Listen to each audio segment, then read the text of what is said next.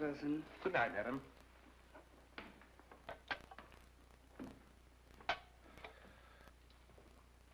Will there be anything else, Mr. Apley? No, thank you, Wilson. 10 o'clock. Sunday evening supper for the entire family was a traditional meal when my father was alive. Now, my own children deliberately choose to ignore it. There are many more activities for young people outside the home nowadays. Activities? No activity should conflict with the sanctity of long-established custom. I'm sure the children don't mean to be irreverent, George. That's not the point, Catherine. In my father's day... Is that you, Eleanor? Oh, it's you, John. And what activity have you been up to? Activity? Oh, I've been grinding up on a little French, Father. You know, idioms and irregular verbs.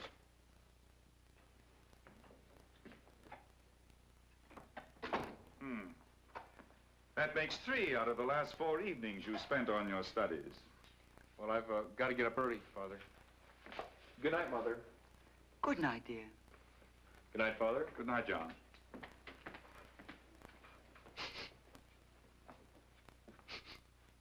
Violet perfume. Cheap violet perfume.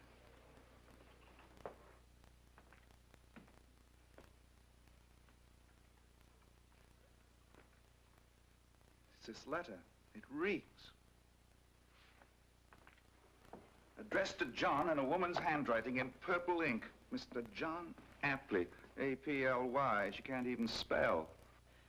Oh, what is it? Myrtle Dole. Myrtle Dole. And she lives in Worcester. Girl's foreigner. French irregular verbs indeed. John? Oh, George, please don't... Excuse me, my dear. John?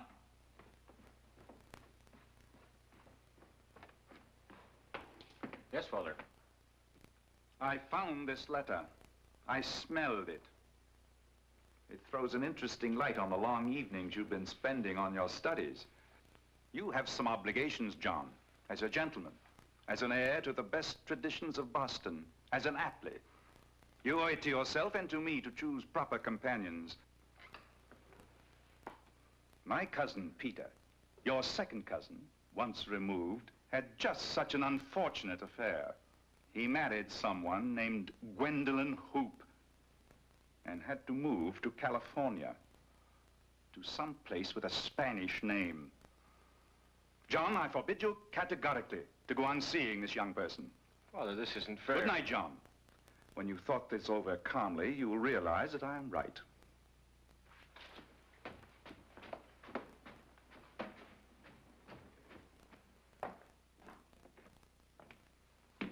Dole, indeed. What did you say, dear? I said dole, and it is the last time I expect to say it or hear it. When do you suppose Eleanor will come in? Whenever the discussion group breaks up, I expect. Discussion group?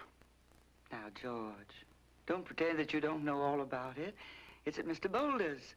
He lectures at Harvard. What can this Boulder person and his group have to discuss that can possibly interest Eleanor? Sex. Now, that's what Dr. Freud says, and that is what he means. If you reject this, you reject his whole theory of psychoanalysis. Oh, Eleanor, of course I accept psychoanalysis, but I must say it's a little embarrassing to find that everything I dream about is...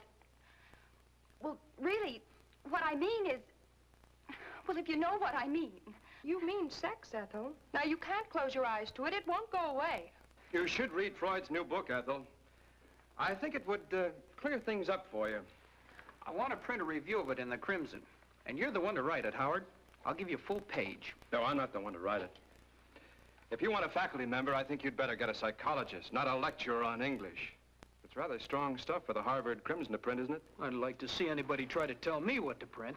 Why, I think Freud ought to be required reading. He explains practically everything about people. Everything? Well, one thing he doesn't explain is why a given man and a given woman sensed that they were made for each other. But that's not important. It's pretty important to this given man and his given woman. Goodness, I have no idea how late it was. I thought you were a modern emancipated woman. What do you care how late it is? I'm not emancipated from the last trolley to Wellesley. All right, I'll take you home. Thank you. o'clock. So early. I didn't give you permission to leave. Good night. Thanks a lot. Good night. Good night, Ethel. Well, good night, Howard. Thanks for everything. Night, Brad. Bye. Bye. Remember next week. I'm very proud of you, Eleanor. You're really quite eloquent this evening. I'm afraid I amazed poor Ethel. Oh, she loved it. Oh, I'm the one that's still amazed. With what? It's you, Apley of Beacon Street, being happy with a boulder of Greenwich Village. A month ago, I would have said it was impossible. Well, we live in a wonderful world. You know, you pop into my mind at the most unexpected moments. When I'm lecturing, when I'm shaving, right in the middle of lunch. I'm fast becoming the absent-minded professor. Have you ever been kissed by an absent-minded professor? Oh. What about the new book? Oh, yes.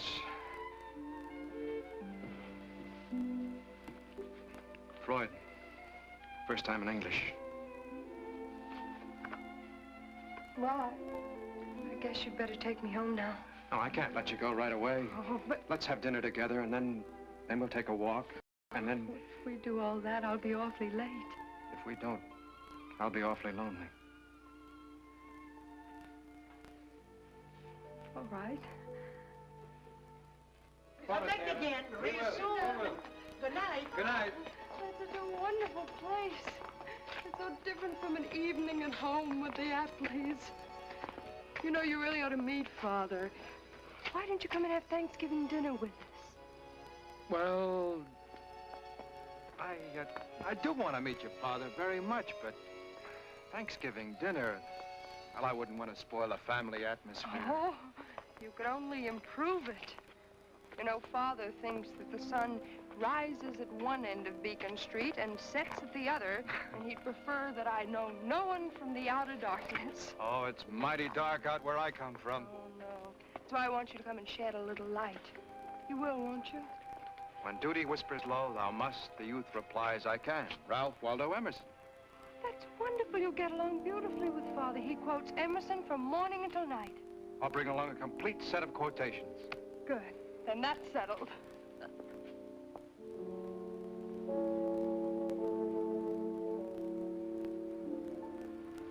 You know something? What? I've been thinking. It would be very pleasant if my family liked you. But it won't really matter if they don't. Because after all, it's my life. Or rather, it's yours and mine. I know a very beautiful poem. You want to hear it? Mm-hmm. It goes something like this. To have and to hold from this day forward. For better, for worse. For richer, for poorer. In sickness and in health. To love and to cherish till death do us part.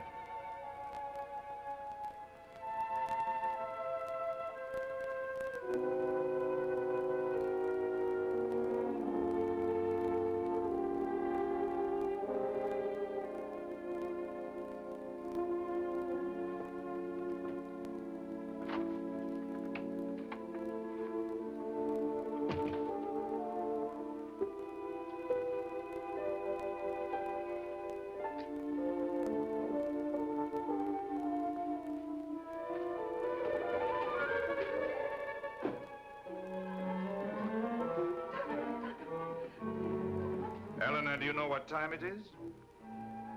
No, Father, but I'm sure it's quite late.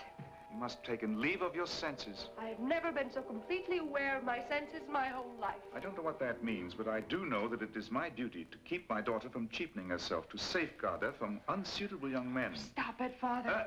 In the first place, I'm not cheapening myself. In the second place, if a young man suits me, he's suitable. Eleanor! Dear, Howard Boulder is an interesting man. He's a brilliant man. But apparently he doesn't belong to what you call the right people. You never spoke to me in this intolerable manner till you came under his influence. Such disrespect. No, Father, it's not disrespect for you. It's disrespect for the rules and standards that make you call Howard Boulder unsuitable when you don't know anything about him. Good night. There are some of us who think it's our duty to defend our traditions against bohemians. Is anyone who disagrees with you a bohemian? I do not wish you to see this Boulder again. Perhaps you are being a little hasty, George. I'm never hasty. I was thinking that we might invite Mr. Boulder to dinner. Then we'd all We have will a do talk. nothing of the sort. I already have invited him to Thanksgiving dinner. Indeed. And you will uninvite him. George, I very rarely go against your wishes. But I do think that this time Ellen is justified in asking that you at least meet Mr. Boulder. Why should I? Because he's none of the things that you say he is. You must be fair, George. I am always fair-minded. If you insist that I meet Mr. Boulder... Thank you, Father. And I apologize for some of the things I said to you. There's no need to apologize. I know you didn't mean them. You couldn't. On these occasions, I always think of one of Emerson's best epigrams. The ornament of a house is the friends who frequent it. Hear, hear. Master John Wilson. Uncle Roger, the letters are 10 feet high, red and white, flashing off and on, above the level of the trees. What on earth are you babbling about, John? The new electrical sign over the common, Father. They start work on it Monday. An electrical sign flashing on and off over the common? You must be mistaken, John. Oh, they were talking about it at the club today. It's true enough. And what will it say? Cape Codfish. Cape Codfish. Well, we shall have to put a stop to that. I'll have Roger see the mayor and give him a piece of his mind. Piece of your mind, my dear. So you're teaching at Harvard, Mr. Boulder. What was your class? Oh, I'm not a Harvard man, Mr. Apley. I took my Ph.D. at Yale. Yale. Extraordinary. I took my bachelor's degree at Lehigh.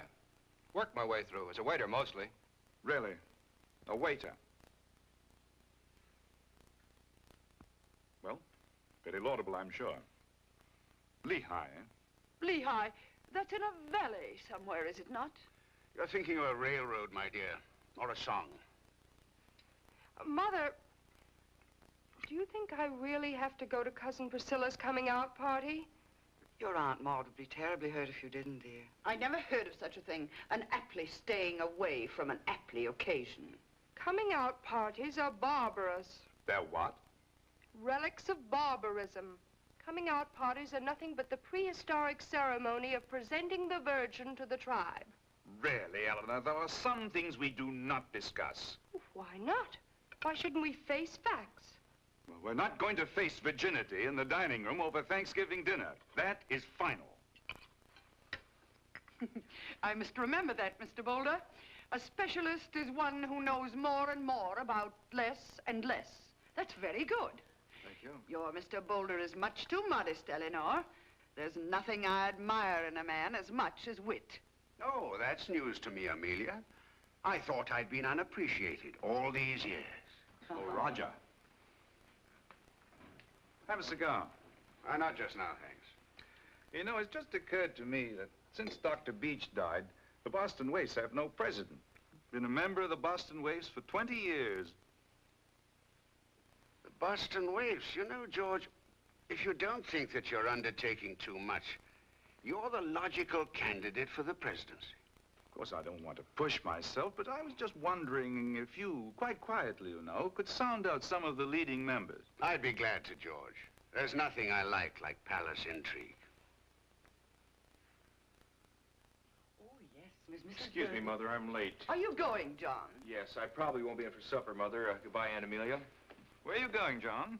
I have to study, Father. You know, make up some time I lost. Irregular French verbs on Thanksgiving afternoon?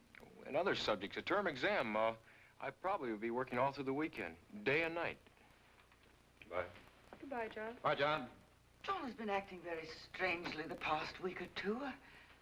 I wonder... Oh, well. Anyone who's read Freud knows that adolescence is a very critical period. Anybody who's read what? Freud, Father, is a great psychoanalyst in Vienna. Freud's the most important influence on human thought since the 18th century. Did you know you had an unconscious mind, Father? That is not true, Eleanor. Oh, it's not a thing the individual is able to control, sir. Repressed desires and mysterious urges rule the unconscious mind. It sounds extremely vulgar to me. A man might get a bargain when he offers a penny for your thoughts. Eh, Mr. Boulder? Freud's proved rather conclusively that the one basic human drive is sex. Boulder, there are ladies present. And gentlemen. Well, it's the same in both sexes. You see, Freud makes no distinction. Aunt Amelia, that's a lovely dress. It's new, isn't it? Quite new. Father, what was it Emerson said about the well-dressed woman? I don't recall. Well, Howard's familiar with Emerson, aren't you, Howard? Oh, yes. The sense of being well-dressed gives a woman a feeling of inward tranquility. There. You see, Father, Howard knows Emerson almost as well as you do. Why? Oh, I have to, sir. My lectures would be quite inadequate without good old Emerson to fortify them. Good old Emerson. And your subject is American literature. Yes, sir. Under the Jonathan Smythe Fellowship. The Jonathan Smythe. Bless my soul. You know the Jonathan Smythe, Roger. Buzzy Loring's the trustee. Bound to be. Anything you're not trustee of, Buzzy Loring is. Well, I think I'd like to attend one of your lectures. What's the subject of the next one? It's about Emerson, Thoreau, and Hawthorne. I call them the conquered radicals. I beg your pardon. Did you say radicals? Oh, yes, sir. In their day, they were the... In their day, you contend that Ralph Waldo Emerson was a radical. Oh, they all were. Well, the best people had very little use for Emerson. Yet now they revere him as a saint. That's exactly the point of my lecture. That yesterday's radical is today's stuffed shirt. And you express these sentiments under official sanction in Emerson Hall. I say what I think. Ellie, dear, why don't you take Mr. Boulder to the conservatory and show him the camellias? Yes, Howard, you must see them. There are some red and white striped ones that are called Camille. Have your camellias come out yet, Amelia? A very dangerous young man. I'm going to have a chat with Buzzy Loring. I'll find out if he knows what kind of a lecturer the Jonathan Smythe is sponsoring. A waiter from Lehigh.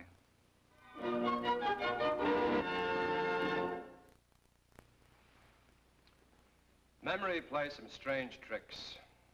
Thoreau, for instance, is remembered as a gentle, natural philosopher, but forgotten as the gentle, natural anarchist who said, "Government is but an expedient.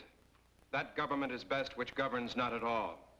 Emerson today is the darling of the conservatives, when actually in his own day, he was a rebel.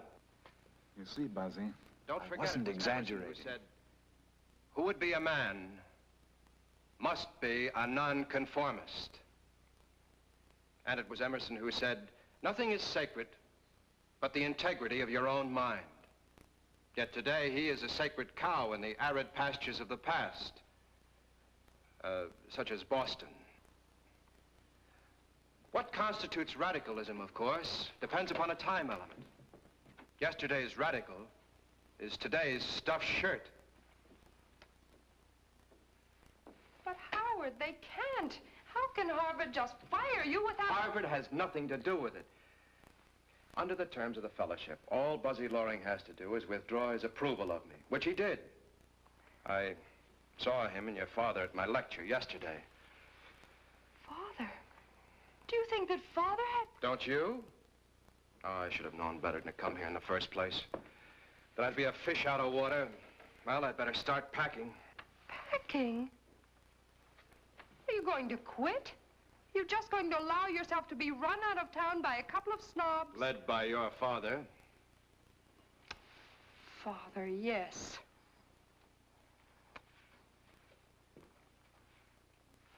That's who we've got to fight.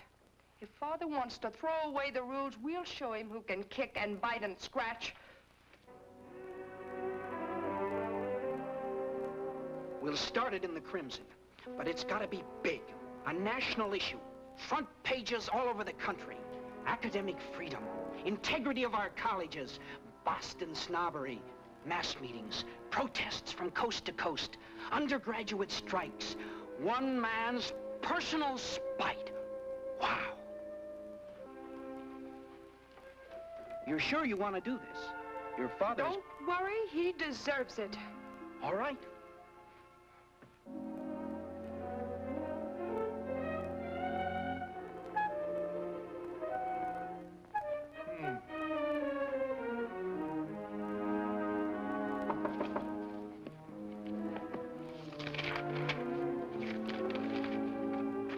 Come in. Oh, John. Wilson said you want to see me, Father. Charlton, the florist, rang up on the telephone this morning. He said they were out of the tea roses that we had ordered for Miss Myrtle Dole and asked what he could send instead. I canceled the order. But, Father, those I roses were... expressly forbade you to see this young woman, John. Father, you don't know the first thing about the Doles. Ah, but I do. I've looked them up. I know that Mr. Dole is in commerce. I know that you write his daughter every day, deluge her with flowers, which evidently you charge to me. Take them out of my allowance. Quiet, sir.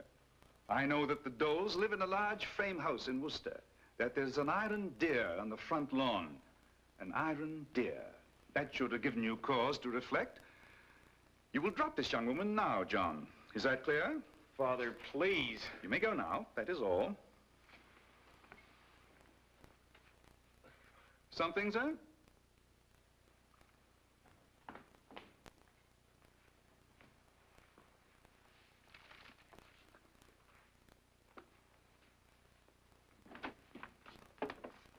Helena, will you come in, please?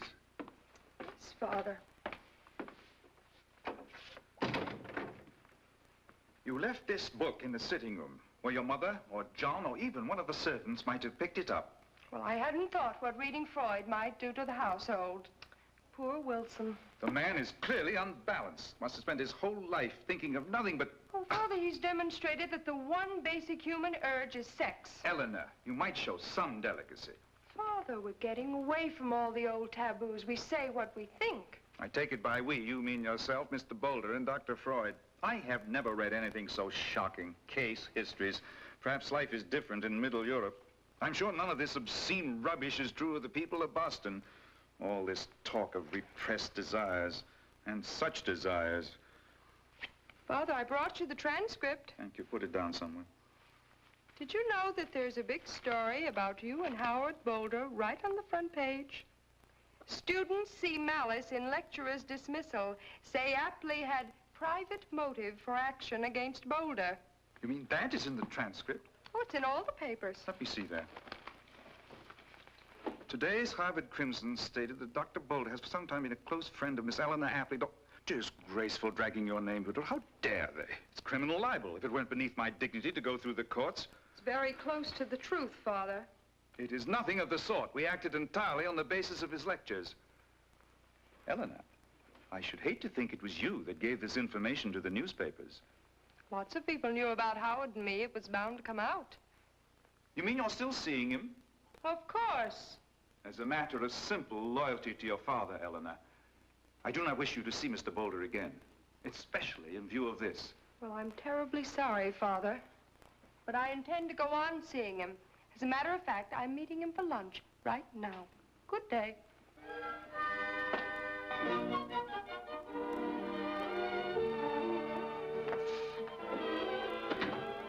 Mr. Apley, sir. Morning, Charles. Is Mr. Newcomb in the club? Yes, they came in a few minutes ago. Mr. Apley, I'm from the Globe. Murphy, Associated Press, Mr. Apley. We'd like a statement from you, sir, on the Harvard Crimson story about you and Miss Apley and Dr. Boulder. Well, the whole thing is preposterous. What are you denying, Mr. Apley? That Dr. Boulder was friendly with Miss Apley?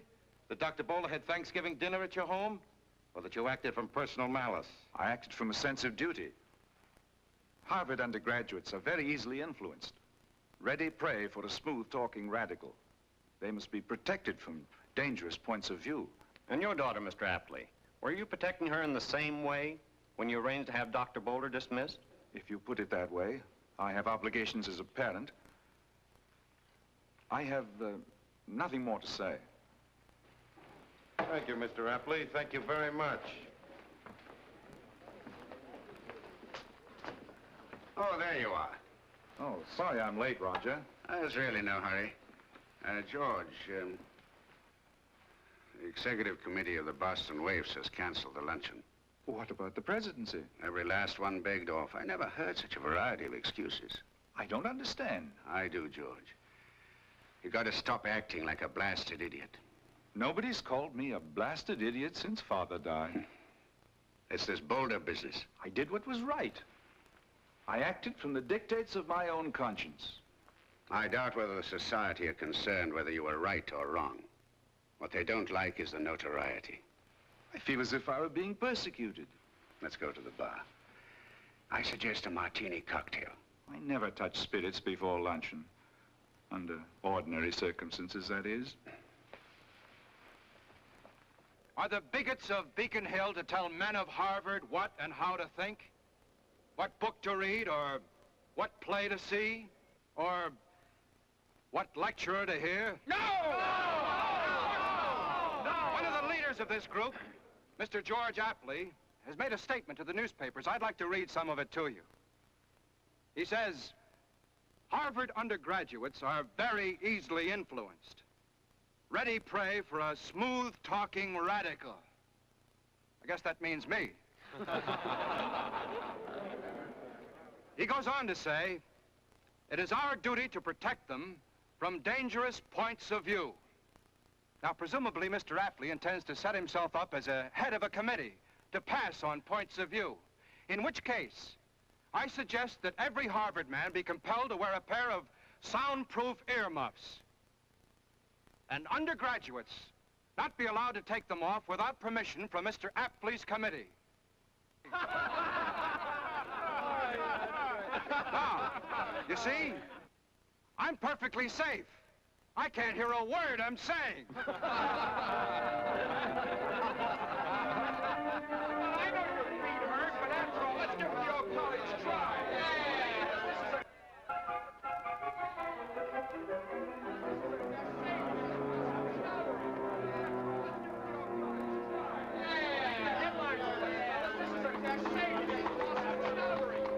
Come on, boys. That's the old habit, the old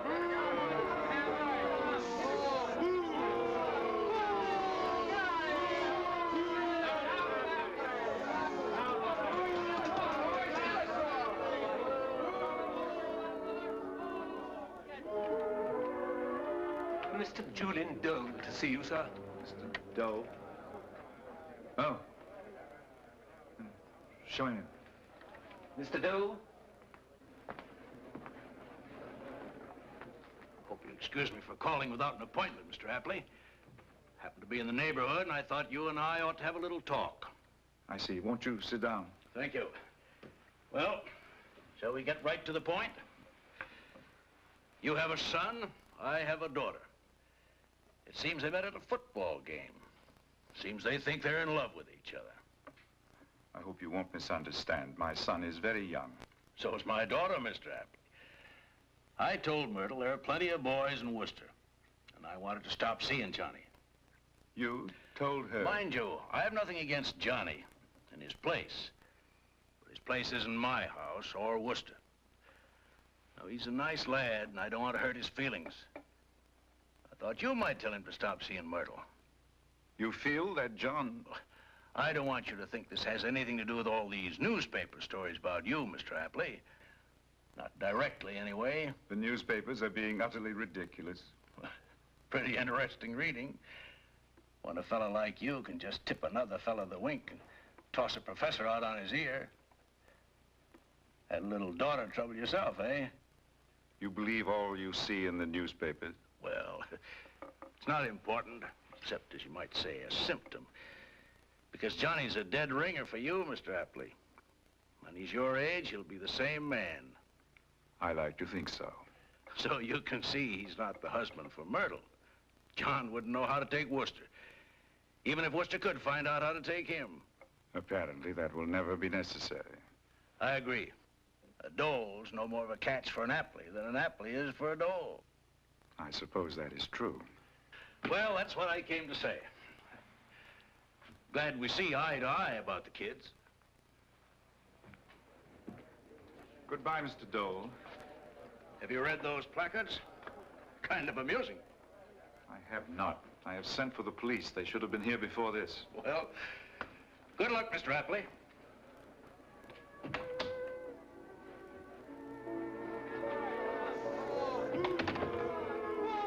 that man, George? Mr. Julian Dole of Worcester, father of Miss Myrtle Dole. Oh, dear. That name you never wanted to hear again. Came to ask that I forbid John to see his daughter again. He doesn't want John. Well... But there's a silver lining. He assures me that a Dole is no more of a catch for an Apley than an Apley is for a Dole. I don't know what the world's coming to.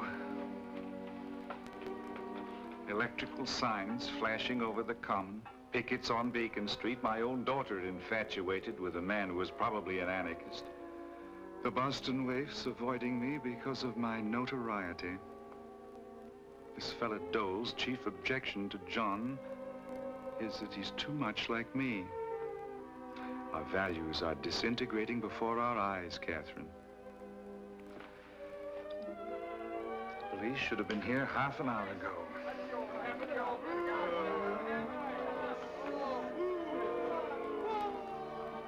Let them continue their agitation. Nobody is going to reinstate Boulder.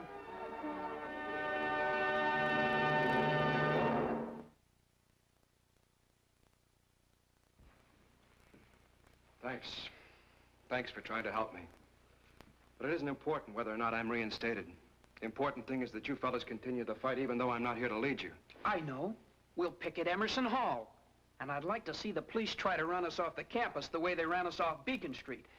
We'll get together in the morning and plan a campaign with a strong slogan. Like what? Men of Harvard, unite. We have nothing to lose but our Apleys. Thank you very much, Bradford. So long, fellas. Thanks again.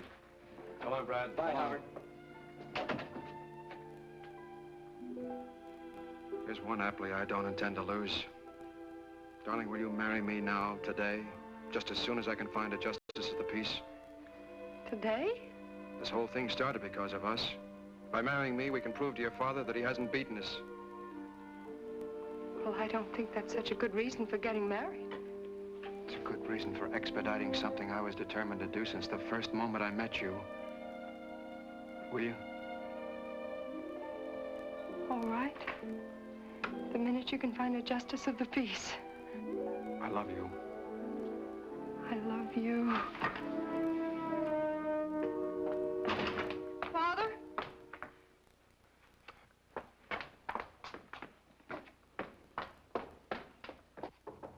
Come in. Father, I want to talk to you. I made up my mind to This tell is you... a coincidence. I want to talk to you. I've made up my mind, too. Sit down, Eleanor. No, thank you. Tell me, are Mr. Boulder and his friends conducting this absurd campaign out of spite, or do they actually believe that Harvard College, or Mr. Loring, or I can be influenced by their childish tactics? Oh, Father, they're not childish. Picketing is the latest weapon of the radicals. Let me tell you this. No amount of persecution will have the slightest effect on me. I know that. Very well. It is true that you have a legal right to lead your own life. But as long as you live in this house, as long as you bear the name of Apley, you are subject to my parental guidance. I must insist once and for all that you give up Mr. Boulder and begin to behave like a young lady again. Now, may I say what I came to tell you? Certainly. Howard Boulder has asked me to marry him, Father. Ridiculous. You haven't accepted... I came to tell you that I'm going to marry him because I love him. So you see, I won't be living in this house, nor bearing the name of Apley. I wish I could have done this with your understanding and consent and your blessing. But you seem to have made that impossible even to hope for. I'm very sorry.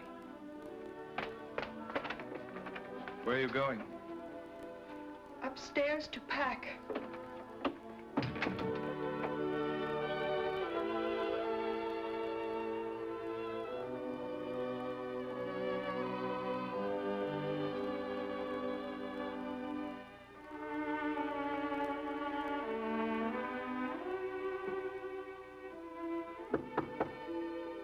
Yes, who is it? It is I. May I come in?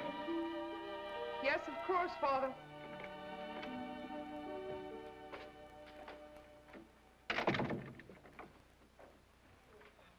Well, what is it? I'm not sure what I came to say, Ellie. Well, if it's to ask me to change my mind, I won't. You're too much of your father's daughter to do that. Changing one's mind comes hard to an Apley. It's almost impossible. I'm sorry, Father. I wonder if you realize how deeply you shocked me by this action. I see no point in discussing it, Father. I think I'm entitled to some happiness, too. Do you think we're meant to be happy? Yes, I do. What if happiness conflicts with duty? Do you have any idea at all what you've done to your children? There was John's little puppy love affair. He was happy. He could have learned by it and outgrown it. But no, the girl came from the wrong place and she had the wrong name. And she wasn't suitable to Aunt Amelia or any of the other Apleys, living, dead, or in between. So John's little love affair had to be drowned like a stray kitten. I only tried to do my duty as I saw it. And then there was Howard Boulder. Not Harvard, not Boston, no money, no old family. He wears the wrong clothes and he thinks the wrong things and he has the courage to say what he thinks. He's alive, and that's what you can't stand. So my little love affair was another stray kitten to be drowned. Ellie. And so ingeniously. Just take his job away from him, and that's the last you'll see of him. Well, maybe it is.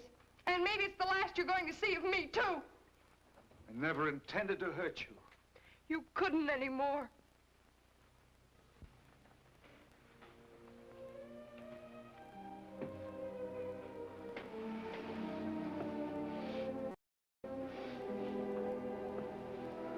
Seems I've hurt myself more than I've hurt anybody else. You fought back, but I have no more weapons to fight with. I feel lost. I hardly know who I am or where I belong. Father... Please, Ellie.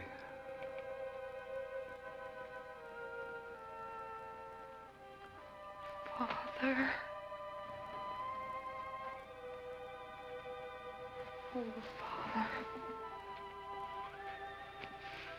Being an Apley is more of a burden than I realized. But it's your whole life, isn't it? I have nothing else.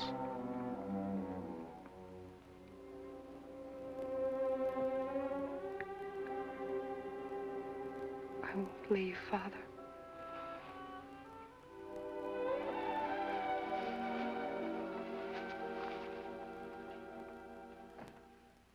Tea's ready, dear. Oh, yes, of course. I had a talk with Eleanor. Oh, not another quarrel? No, dear. Well, yes and no. It did begin.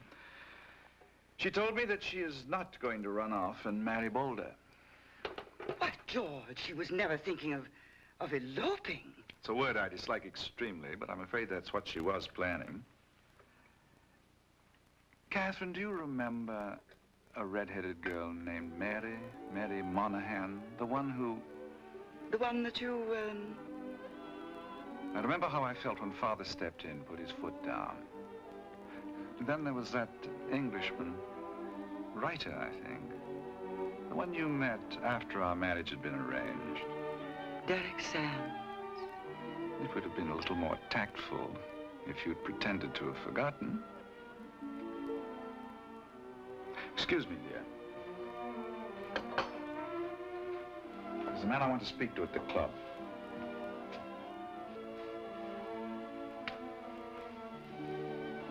You might ask Eleanor down to tea with you. She's been through quite a lot today.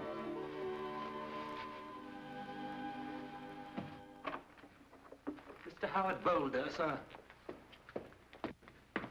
Oh, Mr. Boulder. Glad you could come. Mr. Apley? You know Dean Ringwood, I'm sure. Yes, of course. He fired me, but only under duress, I'm sure. This is Mr. Loring. How do you do, sir? Oh, how do, sir? Nice to meet you after... it's charming. Won't you sit down? Thank you, sir. Mr. Loring and I have prepared a statement for the newspapers, Dr. Boulder. I felt that all the principals in this business should hear it, make sure that the text is satisfactory. That's why I invited you here. Will you read it, please, Buzzy? Me? Oh, all right, all right. My friend, Mr. George Apley, and I wish to make public acknowledgement of an error in judgment. Oh, it's rather strong, that, don't May you as think, well Robert? admit it. There's no way of getting round it. Huh? Oh, well. When we heard one of Dr. Boulder's lectures and found ourselves unalterably opposed to his interpretation of the Concord group, we did not consider the broader issue of... Academic freedom. Oh, yes, the broader issue of academic freedom. Since then, we have had occasion to examine this, oh, you read it, old boy, I can't make out your writing. Since then, we have had occasion to examine this aspect of the matter. While we still disagree with many of Dr. Boulder's views, we now feel that it is his right to hold and to state them. That in the words of Emerson, he must speak the very truth as his life and conscience teach it. Therefore, as trustee of the Jonathan Smythe Fellowship, I am requesting Harvard College to reinstate Dr. Boulder immediately. Signed, Bosworth Loring. Splendid, Mr. Loring. You've done a very courageous thing. And you too, Mr. Apley. A clear, concise, dignified statement. Well, must be running along. Good night, Dean. Doctor, good night, George. That'll be the end of this nasty mess, I hope. I must be going too, Mr. Apley. Can't thank you enough, sir. Good night. Good night, Professor. Good night, Boulder. Drop in at my office in the morning, will you? Yes, sir.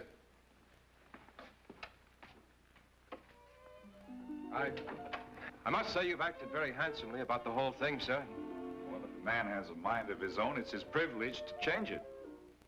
Say, that's very good. Not Emerson. No, you flatter me. Well, don't go, Mr. Boulder. We're not intruding, George. No, dear. Come in, Ellie.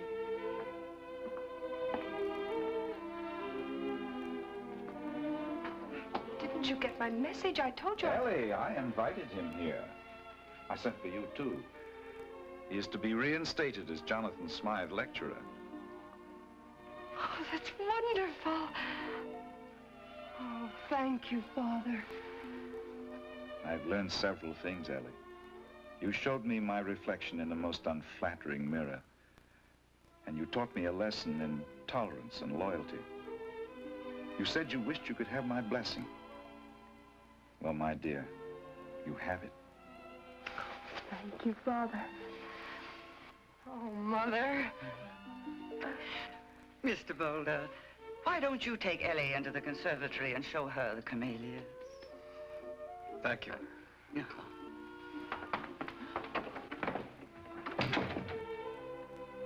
You know, Catherine, I feel singularly happy.